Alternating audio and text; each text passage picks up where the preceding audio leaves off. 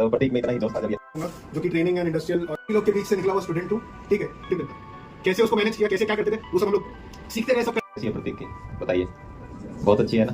तो आपको भी ऐसी बिना सर पैर के अच्छा कभी ये नहीं कि बुक वाला नॉलेज मेरे को नहीं चाहिए, तो कल के डेट में चढ़ के बात करेगा बना के अपना एचआर से किसी बैठते हो अपने से एक क्लास ऊपर वाले लोगों के साथ, वहां पे जो एग्जीक्यूटिव कैसे आ रहे हैं, कैसे कर रहे हैं गाड़ी को, 4 घंटे आपके बर्बाद करना। आप उसको तो उसके अंदर वो ऐसी दोबारा ना करें। उसमें भी 2 से 3 थे जिनको ये दिक्कत आई, बॉस है या फिर आपके कलीग्स हैं, वो एक लड़की है, तो एचआर हो, आपको कंपनी के लिए कुछ प्रपोजल करना है इन फ्रंट ऑफ किस टाइप के प्रोडक्ट्स बन रहे हैं। हमारा मेन टॉपिक रहेगा ट्रेनिंग के ऊपर, क्योंकि आप ट्रेनिंग पे जाने वाले हैं और ट्रेनिंग ही एक मैनेजमेंट एस्पिरेंट के लिए की पॉइंट होता है जहाँ पे उसको जॉब मिल सकती है। अगर वो कुछ प्रैक्टिकली बहुत अच्छा सीखता है तो उसे बहुत अच्छी कंपनी में अपॉर्चुनिटी मिल सकती है। ठीक है, यहाँ पे हम थ्योरेटिकली आपको सिखाते हैं, हम कोशिश करते हैं कि आपको इंडस्ट्रियल विजिट वगैरह पे ले जाके कि आपको इंडस्ट्रियल एक्सपोजर मिले, लेकिन वो एक लिमिटेड एक्सपोजर होता है क्योंकि एक दिन में आप वहाँ जाके सिर्फ एनवायरमेंट को देख सकते हो। लेकिन जब आप एनवायरमेंट में जाके 6 महीने काम करते हैं या 2 महीने की जो हमारी अभी ट्रेनिंग होती है उसके अंदर, तो आपके बिहेवियर में बिल्कुल चेंज आएगा, आपको ऑर्गेनाइजेशन के चैलेंजेस पता चलेंगे, आपको ये पता चलेगा कि वहाँ क्या क्या रिस्पॉन्सिबिलिटीज होती हैं, क्योंकि एक स्टूडेंट के ऊपर इतनी रिस्पॉन्सिबिलिटी नहीं होती। लेकिन जैसे ही आप किसी कंपनी में जाएंगे तो आप वहाँ पे जाके एक बार तो ट्रेनिंग बनेंगे, उसके बाद एम्प्लॉय बन जाते हैं। जब आप ट्रेनिंग बनते हैं तभी आपको महसूस होने लगता है कि रिस्पॉन्सिबिलिटी बहुत बड़ी चीज़ है।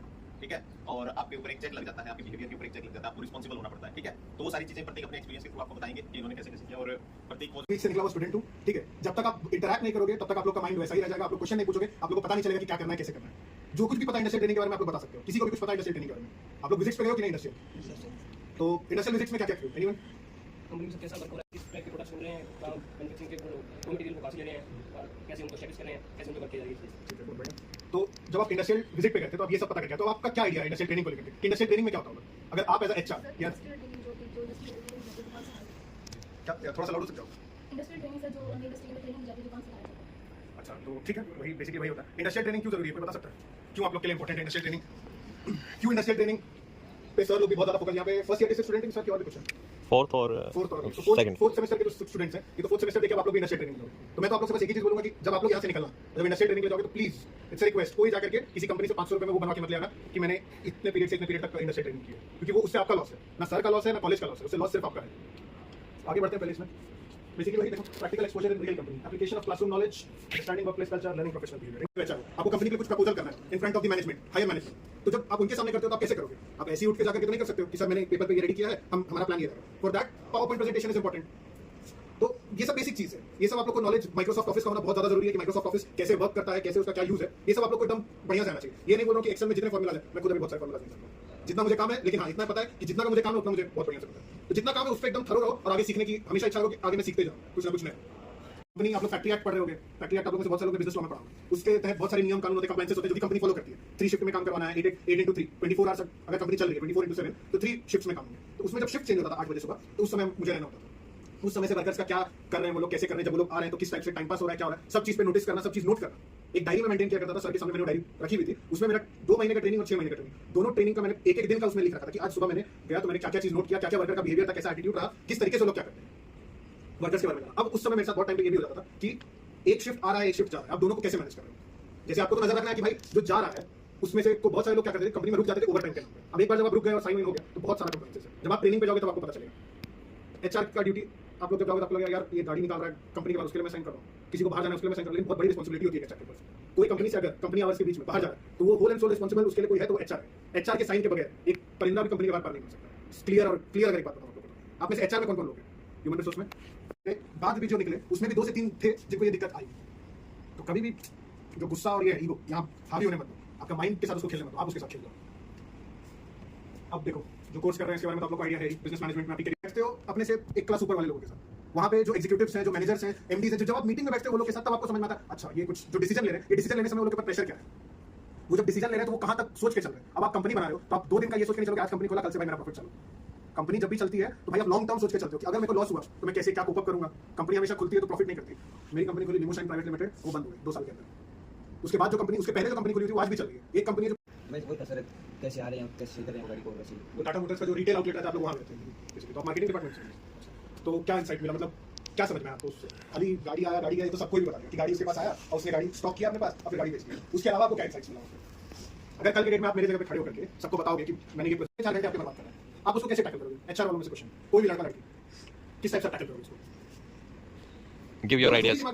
कैसे कर देखो सकते हैं और जो प्रोवाइड क्या पता उसके अंदर वो ऐसी दोबारा ना करें। ये चीज बहुत बढ़िया बताया, यही इंप्लीमेंट मैंने भी किया था भाई, ताली बजा रहा है। जो इसने बोला जॉब रोटेशन, आप हर किसी को जॉब से निकाल नहीं सकते हो, बट आप जॉब रोटेट भले कर सकते हो उसका। जॉब रोटेशन ऐसा चीज है कि भाई अगर देख रहे हो आप एक, हाँ, जॉब रोटेशन का मतलब ये नहीं हुआ कि एचआर को उठा के मार्केटिंग में डाल दिए और मार्केटिंग वाले को उठा के एचआर, ऐसा एचआर जब आप लोग सोच रहे हो वैसा एचआर आप लोग देख रहे हो अपने लेबर्स के ऊपर, वर्कफोर्स के ऊपर, तो वर्कफोर्स के साथ आप ये कर सकते हो, लेकिन उसमें भी बहुत सारी चैलेंजेस रहती है, किसी को भी आप उठा के कहीं नहीं डाल सकते हो, खास करके when it comes to operator. जब आप वर्कर के साथ बना के अपना एचआर से किसी करोगे तो आपको कल के डेट में चढ़ के बात करेगा। तो सबसे मेन चीज जो है वो है एम्प्लॉय रिलेशन बना के रखना, और खाली एम्प्लॉय रिलेशन आपस में नहीं, management, top level management, middle level management और लोअर लेवल, तीनों के बीच में बना के रखना एम्प्लॉय रिलेशन। क्योंकि एम्प्लॉय कंपनी में हर एक, जब आप टॉप से बॉटम देखते हो तो हर लेवल पे एम्प्लॉय ही है कंपनी का मालिक एक है। क्या बन जा रहा है भाई, ये एचआर डिपार्टमेंट वाला है, डिपार्टमेंट के साथ मेरी बढ़िया बन रही है तो मेरा सब हो जाएगा, तो ये कभी नहीं होने जा रहा। आप लोग को अपने डिपार्टमेंट के अलावा भी दूसरे डिपार्टमेंट के साथ, तो सुबह से लेकर शाम तक कंपनी वाले तेरे को कंप्यूटर के सामने बिठा देंगे या फील्ड में दौड़ा देंगे कि लेबर लोग को मैनेज करो, तो हालत खराब हो जाएगी। या तो एक्सेल पे काम कर या फिर फील्ड पे काम कर। लड़की में से कोई एचआर, यार आपको देखो प्रतीक ने, और मैं आपको बता रहा हूँ नेक्स्ट टाइम भी बताऊंगा, ठीक है? बहुत अच्छा, ठीक है। तो प्रतीक में इतना ही जोश था जब ये हमारा स्टूडेंट था, ठीक है। और स्वॉट एनालिसिस या कोई भी जो हम इनिशिएटिव लेते थे, तो ये और एक इसके साथ प्रेम और ये 2-3 लड़के थे जो कि इनिशिएट करते थे हमेशा किसी भी इवेंट को। और मुझे अभी याद है जब प्रतीक ट्रेनिंग पे था तो हफ्ते में एक बार मेरी जरूर बात होती थी। अब मैं केवल प्रतीक को कॉल नहीं करता था, मैंने और बच्चों को किया, लेकिन बोलने के लिए इसी के पास होता था कि सर ये चैलेंजेस है, कंपनी ने ऐसे काम दिया हुआ है, अभी मैं ऑडिट करवा रहा हूँ, ठीक है। तो ये अकेला ऐसा लड़का था हमारा जिसने ट्रेनिंग के दौरान 2-3 ऑडिट करवाए, और इवन गवर्नमेंट ऑडिट भी थे, कस्टमर ऑडिट भी थे कंपनी के। तो एचआर को ये काम सीखने पड़ते हैं।